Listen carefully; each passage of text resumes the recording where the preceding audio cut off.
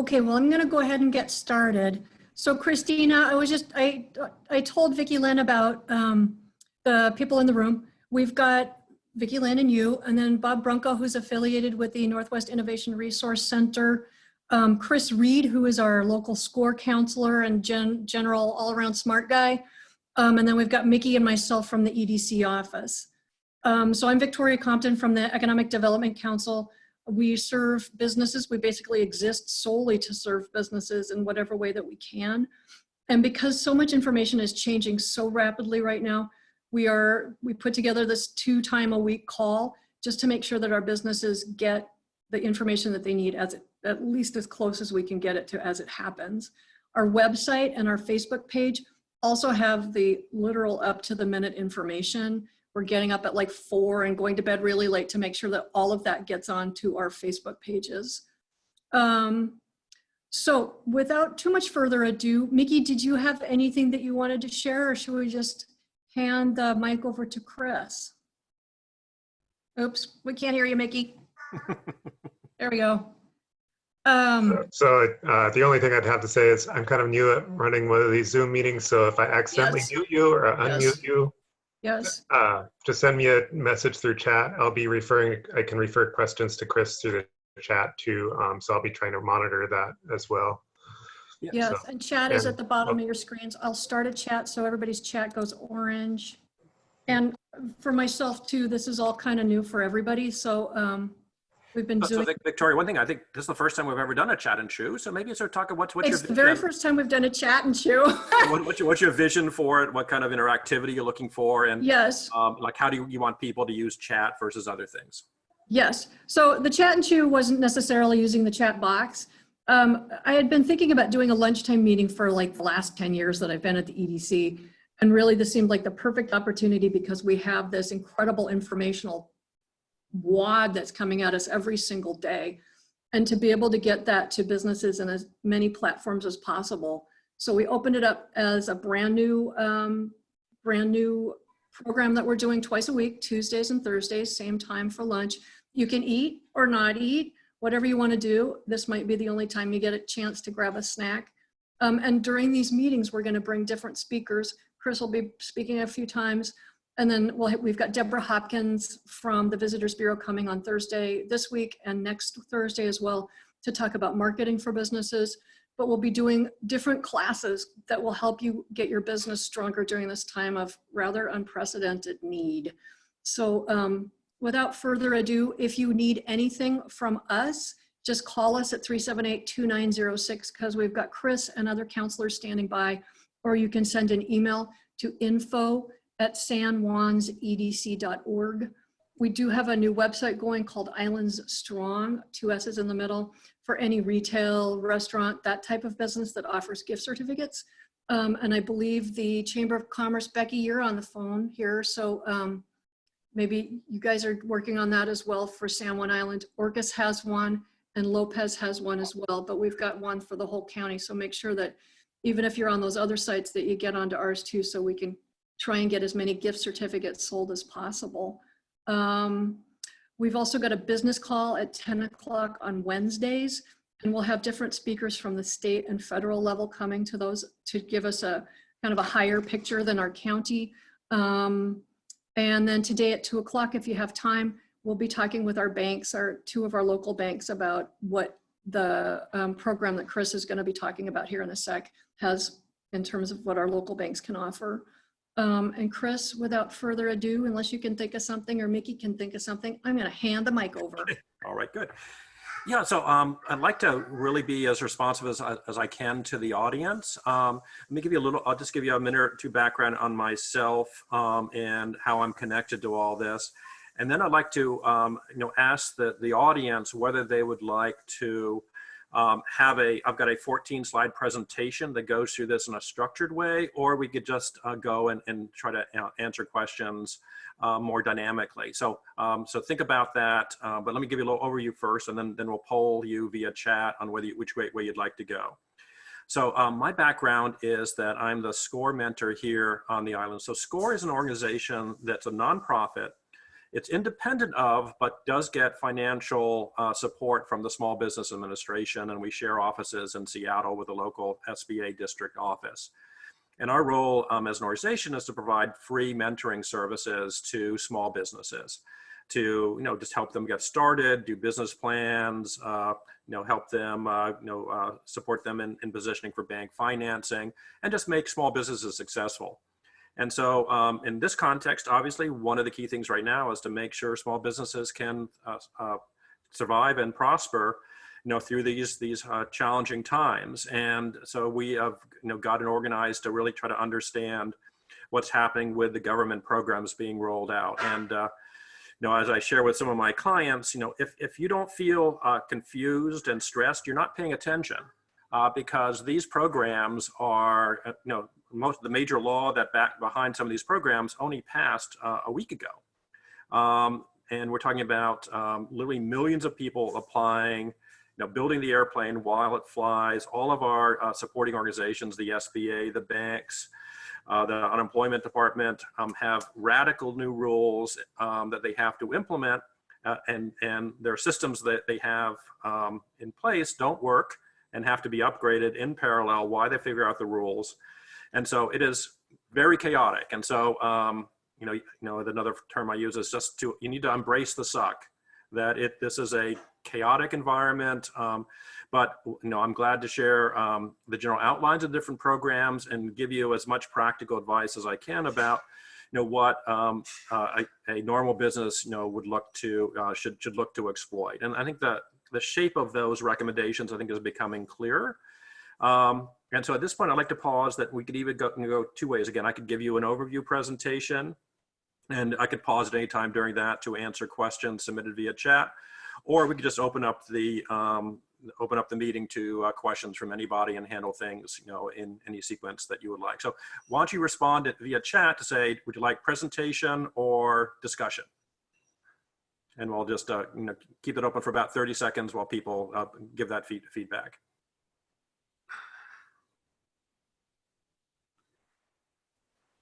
So I'm not seeing any feedback yet. Okay, I hear one discussion from Vicky.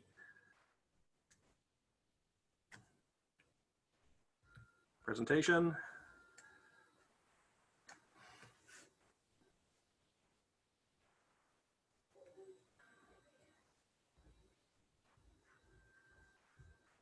Okay, I have 2 votes for presentation, 1 for discussion so far. Okay, so maybe I interpret that to say, let's do a quick form presentation to go through, in a very fast pace, and then use that to have people trigger comments and write them in chat, and we'll then handle that as we go through. So if no objections, I'll start sharing this presentation and go through that. Hold on.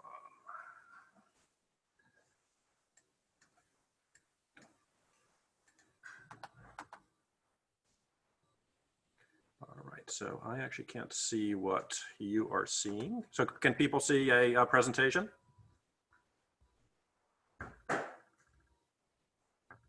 Can people see a presentation? Got feedback from somebody? Let's see. So I'm not hearing anything or seeing, I cannot see any chat from this view. Can someone give me feedback? Are you seeing this presentation?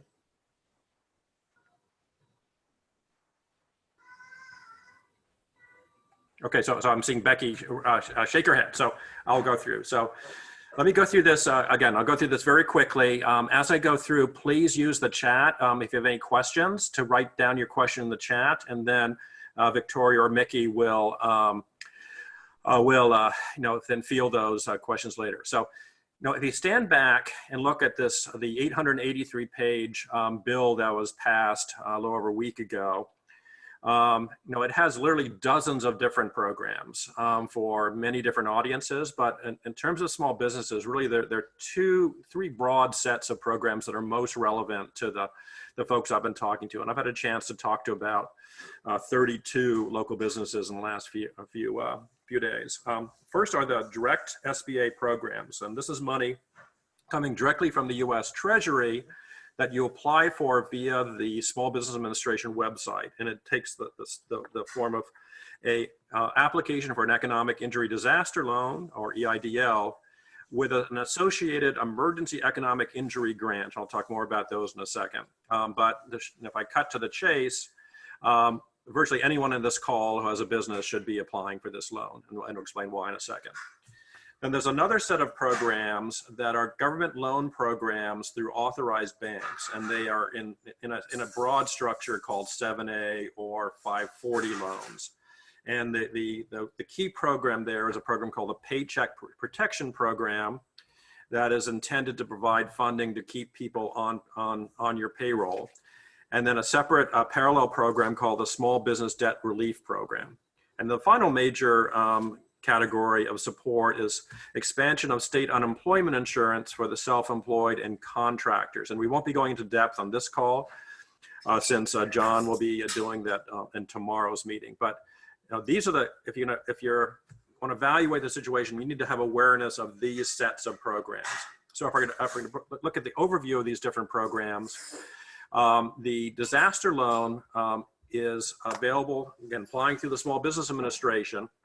You apply for the loan, and it turns out the Small Business Administration will determine what your eligibility is based on assessment of the damage you have earned. But if they accept your application, and you've checked the box called Emergency Economic Injury Grant, you're eligible for a grant, an immediate grant paid within 3 days of application acceptance of up to $10,000.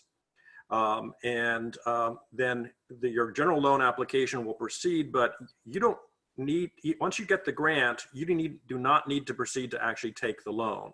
You can just let the application drop at that point, and any grant money received will be retained. Obviously, that's very attractive. Yeah, literally, virtually anyone on this call who has suffered economic injury from this should be applying for this loan as a way to get access to the grant and potentially money beyond that. The other major program that a majority of people I've talked to should be looking at closely is called the Paycheck Protection Program. It can also take the form of a grant, though again, you apply for it as a loan. You apply for it through the banks, and potentially 2.5 times your monthly payroll, average monthly payroll in 2019 is eligible for forgiveness against payroll during the first few months of the loan and the first 2 months of rent, utilities, and rent and utility expenses.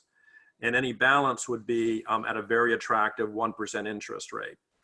And then finally, if you have larger needs, there is the standard 7A loan program, which is a government guaranteed loan program for businesses that would not otherwise have access to capital. They can be much larger, but they do have lending standards. And the key benefit there is that the new law allows for no principal interest payments against those loans for a period of 6 months. So there's these broad range of programs, but to cut to the chase, the ones that are most valuable to the largest number of people, at least of counts here in the island, are the Economic Injury Grant and the PPP program. So a little bit more in each of those as we go through here. So I think I've talked about the grant, Economic Injury Grant, in sufficient depth. The key thing there is if you get access to this grant, you do not need to repay it.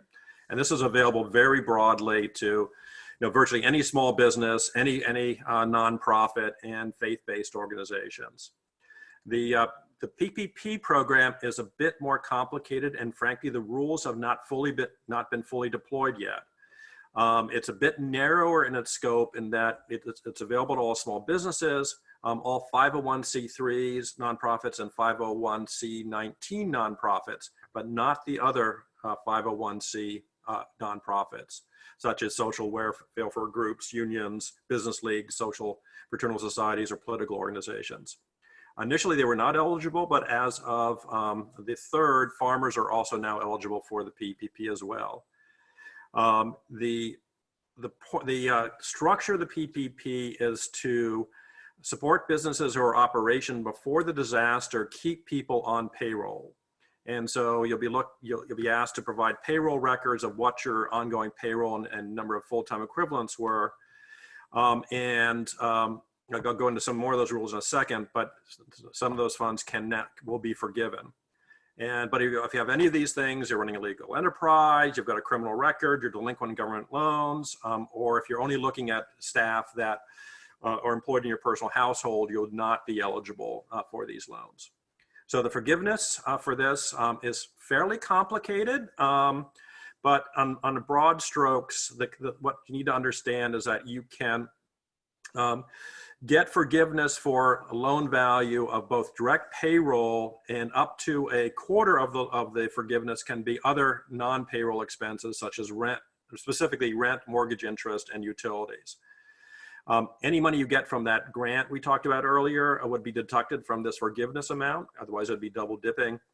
But very important to understand is, the government's objective here is to give you resources to keep people on the payroll.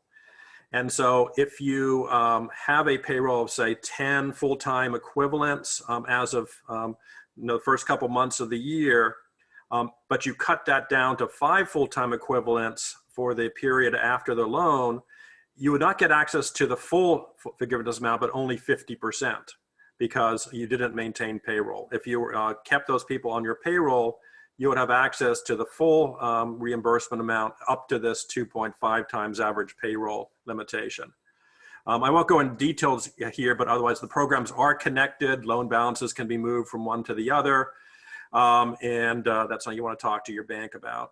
I'll skip over some of these, then just to give some context for these programs, as we mentioned earlier. Now, these programs will be chaotic. Literally millions of applications have been applied to these disaster grants. It's broken the SBA systems. They had to re-implement new systems. We hear various stories about, I've not heard anyone on the island yet get their grant. I hear in other locations they may be starting to get them, but it's still very fluid. Most banks are only, first of all, the bank I just talked to, and you'll hear more at 2 o'clock, but Banner Bank and Islanders are saying that the banks don't even have the regulations from the Small Business Administration on how to evaluate these loans yet, so legally cannot process these PPP loans. However, many banks are taking applications at this point, presumably in preparation for formally processing those applications. We think that's going to happen by the end of the week, but it depends on the Small Business Administration getting those rules out, and then the banks implementing the systems in their banks to handle that. We're only aware of 2 banks right now, I'm sure there are more, that will take applications from non-clients, and that's Wells Fargo and Cabbage. The unemployment, again, well, I'll keep the unemployment, leave that till tomorrow. So just you need to be understand how chaotic this is. If you applied for one of those economic injury disaster loans with the grant before March 30th, you should assume that application disappeared and you need to reapply. So that's one indication of how chaotic this is. You need to be working with your bank around the PPP processes. Most of the banks are at least taking asking you basically submit an application to make an application, and they say they'll contact you when they're ready. So that's what you want to do. I haven't heard many people get much satisfaction from getting on the phone for several hours and trying to get answers to these questions, because generally the people in the call centers have no more information than what's on the websites. And there's a whole bunch of other programs I won't go into here that are applicable in other special circumstances. So my general guidance I've been giving to my clients to go through here is, embrace these shelter-in-place guidelines to save lives and get through this faster. Consider applying to both these disaster grant and PPL programs. And if you need money beyond that, consider the 7A program with the payment deferral. Most importantly, though, is to stay focused on your business and your employees. Keep your employees confident, whole and confident in returning to work for you. That may involve in recommending they go on unemployment. but make sure they know that you've got a job at the other end. So you in turn can do business off the other side.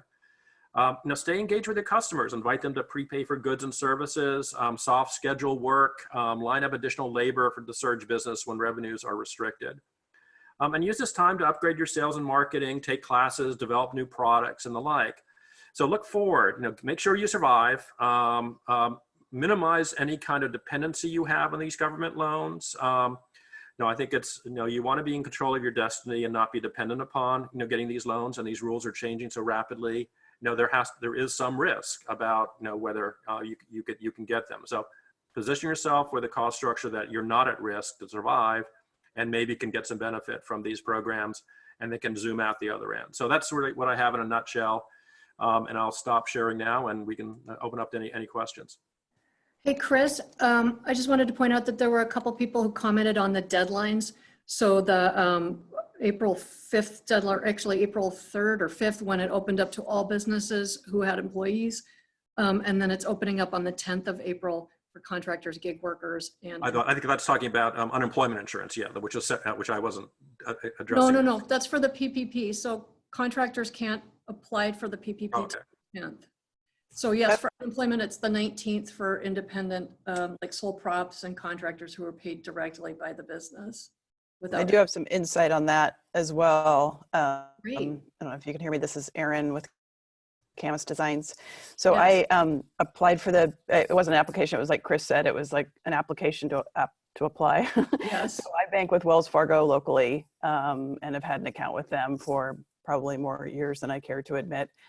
So I filled out the application because that's where we have our Camus Designs business account. I filled out their online application saying that I was interested in the PPP, knowing that I wouldn't be really able to fill out that application until April 10th because I don't have employees.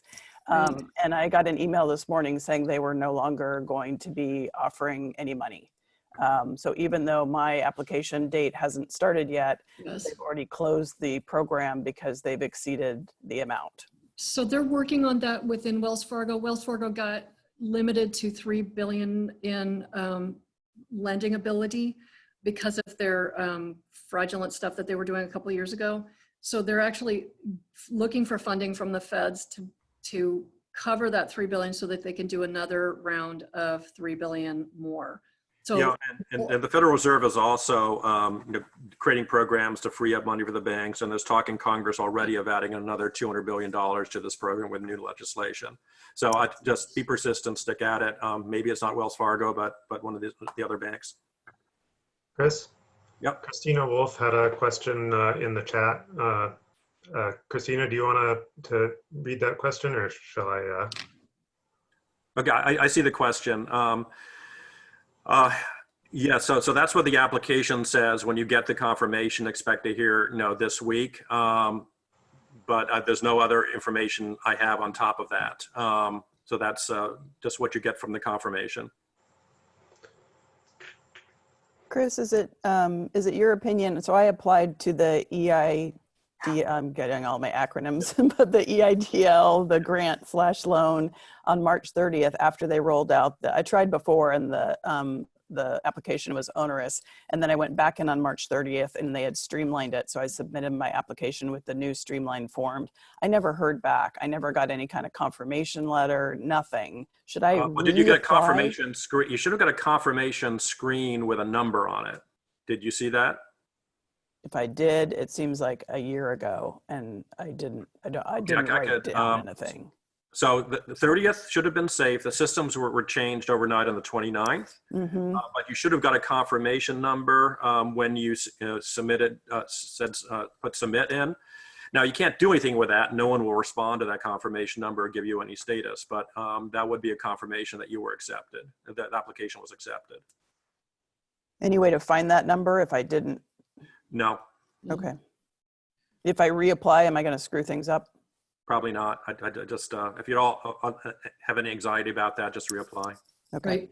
But print out that last page. So what I did, I did one for the EDC actually, and what I did was print out the page and I emailed it to myself so I wouldn't be able to lose it. Okay. And they haven't did that around the same time, and we haven't gotten a confirmation for ours either. And I'm not sure we will until they actually start funding them. Yeah, I'll I know actually share one- what that looks like. Hold on a second. I'm going to get to the share screen here. And while you're looking for that, I'll share a little bit of insight that it sounds like most of the banks that are participating in the PPP, unless you bank with them, they're not going to accept your application. Correct. Yeah, so can people see what the confirmation looks like? Yes. It's actually, so WaFed on Orcas, Washington Federal, is opening up pre-applications for any business. So it's Okay, great. have an account with somebody local, like you've got a BOA account or something, check with WaFed because it's worth Okay. a try. Okay, thanks. I see Christina Wolf has her hand up. Did you have a question? Yeah, I'm not sure if you can hear me, but I was really interested in the difference in the tax credits between the Families First, which is the sick leave bit, and then the CARES tax credit. I think I'm clear that the CARES tax credit is less preferred because of the PPP and the EIDL, but I think we could also potentially use these tax credits under the Families First to help employees that are with symptoms now and sick leave. Am I understanding that correctly? Yes. And actually, at least the ESD, the local state unemployment, would prefer that you use the Family First stuff up before you put people on unemployment. So if you've got sick employees, go there first. Got it. Thanks.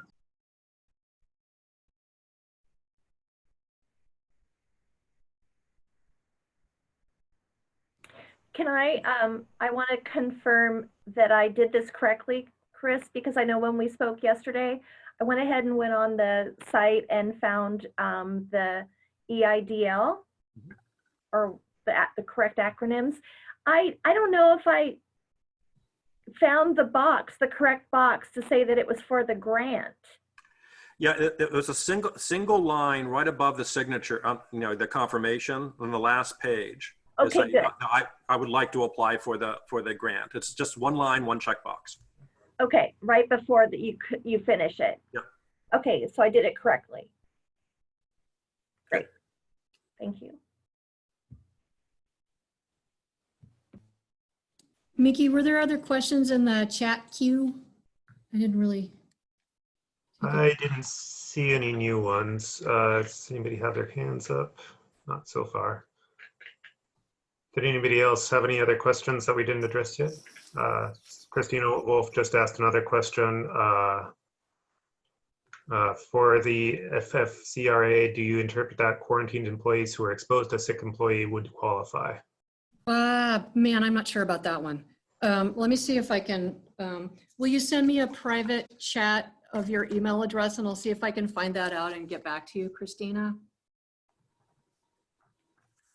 Yeah, just one thing I could also mention is that if for any so the PPP program has some lending standards. We're not sure what they are yet, but it has some lending standards. So if for any reason, but it'll probably bear on your ability to repay, your viability as a business as judged by the bank, your credit rating, et cetera. If for any reason you do not get a PPP, there is a final backstop, and that is a refundable federal tax credit of 50% of the first $10,000 of payroll during this period. Now, this is clearly less desirable than getting the PPP because it's 50% versus 100%, and it's getting the money a year from now when you file your taxes, not 3 months from now. But that is a final backstop you have. Should we hold off asking any questions regarding unemployment until another day, or are you guys accepting broad-based questions on that? So this is not my expertise. So Victoria, if it's John or someone else able to handle those? Yeah, absolutely. Yes. Sorry, I was just responding to a chat question. I guess sorry. Unemployment segment tomorrow at 10. Okay. If you Google EDC Business Recovery Call, you'll find the Zoom link for that and the login and stuff. Do we have any other questions about the PPP today? Because we can certainly Zoom through those. We could also talk about the things that you guys are needing right now so that we can provide good programming during our different calls. So I would just encourage people to act, I think you all have, but do not delay. they're large amounts of funds, but they're not infinite. Banner told me this morning that they have received 10,000 applications for the PPP. This is a relatively small regional bank.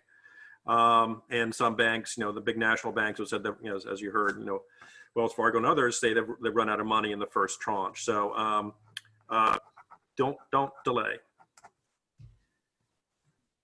It's hard though, because it's not even like for those of us that are LLCs, small business, don't have a brick and mortar and don't have employees. It seems like our only options are the EIDL, which I haven't heard anything, the PPP, which we're not eligible for until April 10th. And Wells Fargo said that, so maybe they have more money, maybe they don't. And then unemployment, which I started the process and it kicked me out because it said it didn't recognize my company. So it doesn't seem like there's a lot out there. Yeah, that's the portfolio that I think is available. I believe, again, Mickey, I think knows more about this, but the state's not set up to accept those applications from self-employed and contractors yet. I think that wasn't for another week or more. That's on the 19th of April to get unemployment for contractors. And it is worth it trying to do the PPP on Friday the 10th. I'll try, but my bank's Wells and they've already said they're not processing any applications. Yeah, that's right. I forgot about that. Yes. How quickly I forgot. Well, PM me your email address and I'll just keep that in the back of my mind. If I hear of something, I'll send you an email and tell you if anything's changed. I'm also drafting a letter, and I don't know if this would be helpful for this group or not, to just send out to various politicians, just because I do feel like, and Becky and I have talked about this, so she's aware, I do feel like and I realize, Chris, you made a great point that everybody's doing the best they can in just an unprecedented situation.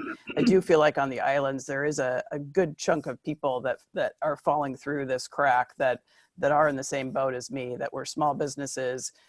We don't have brick and mortar. We use contractors. We don't have employees. And we bring a good amount of money to the island. But unless we get some resources, there's a good amount of us that won't be around when this is over. It's been really frustrating for me too. I mean, the truth is that the PPP was set up for very small businesses of under 10 employees. And unfortunately, the hotel and restaurant the hotel and restaurant chains lobbyists got Congress to open it up to hotel chains and restaurant chains by considering each one of their individual properties as a separate business. So a lot of it was instantly spoken for with the bigger banks. And so we're working on that too. So if you do copy us on your letters, that would be great, because we can keep your talking points in mind when we're hammering at Rick Larson and stuff. Okay. Thanks for all you guys are doing. It's very much appreciated. Yeah, absolutely. I've just been really dismayed. I've been thrilled by the programs that they've kicked out for us and the speed at which they've done it, but it's getting kind of subverted. So we're working on that.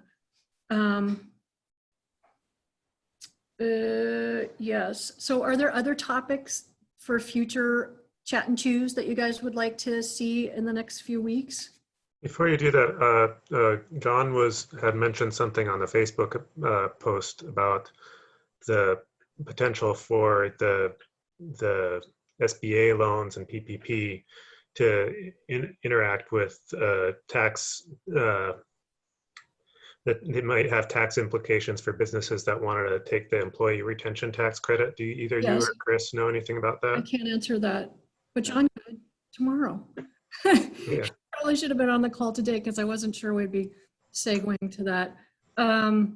And, clearly that's a question for people's CPAs, because that's going to be kind of a wrinkly result of getting federal funding. Some stuff doesn't require, I know that the EIDL doesn't have any implications for income to your business, but there are other programs that will. Yeah, Victoria, I have a presentation from the AICPA that talks about some of these topics. I'll forward on to you. Fantastic, thank you. And actually, if everybody could send an email to, let me just type it into the chat box, to our main email address, we can send Chris's slide deck to you, and we can also send other materials that Chris might send to us. So it's info@sanjuans.org. There it is in the chat box.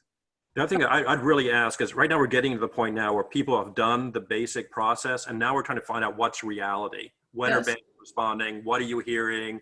Are there new caveats put on how much money you're getting? Please share what your experience is so we can set expectations with others. Absolutely. Well, and we've got a reporter at the Wall Street Journal reached out to us and asked for stories that we're hearing from people, our local businesses, because they want to know what rural America is doing. Apparently a lot of the Wall Street Journal reporters have been to the San Juan Islands, so they want to know how we're dealing with all of this. So let me know via email or however about what you're hearing and what you're experiencing yourself. And just, if I could just make one closing comment to reinforce what I said earlier is, you have an independent business. Do whatever you can to be in a position where you're not dependent on any of these loans, and don't get caught up in the swirl of all this chaos. Stay focused on your business. The good news is that it's looking like the state's getting the pandemic under control faster than anticipated. Be raring at the gate when the constraints come out, and so you recover that business, all that backlog of demand for your services or products. You're in a position to get, and then then anything you get from the government is a help, but your survival does not depend on it. Right. Okay. Any suggestions for classes for the next few weeks? I'm not sure anybody can talk. Mickey, do you want to let everybody talk? Because I think People can unmute themselves if they oh, they want can to unmute talk. themselves. Okay, good. Also, while everybody's figuring out the unmute thing, the Department of Commerce is working on grants that will actually run through our EDC and all the EDCs in the state. They are going to be publishing, and we will republish the press release about that later today. It is grants up to $10,000 per business. There has to be like 10 or so employees for the business that gets the grant, and it's up to 10,000. So people might not get the amounts that they were hoping for. And it's a very limited fund. It's like a $3 million fund, but keep your eyes open for that and definitely apply because it's worth a shot. Okay, no questions or suggestions for future classes? Okay. Mickey says that Zoom messed up the unmute setting. So send us a text if you're like imprisoned without being able to talk. Okay, good. Well, as I said, you've got our email address, our phone number's in the book. If you need us, call us. Chris, we're setting up meetings with Chris for counseling. We've got other counselors at the ready, and we'll help you with whatever you guys need. Our 10 o'clock call tomorrow is, part of it's gonna be the director of the Washington Economic Development Association talking about programs that she's seeing. Part of it's gonna be that unemployment insurance conversation with a guy from our office, John Gomez. And then Thursday will be a social media class for the next chat and chew session. So thank you, everybody. Hang in there. Thank you, Chris, so much for your time today and your expertise. And if nobody has any more questions or anything else, I will adjourn the meeting. Thanks, everybody. Hang in there.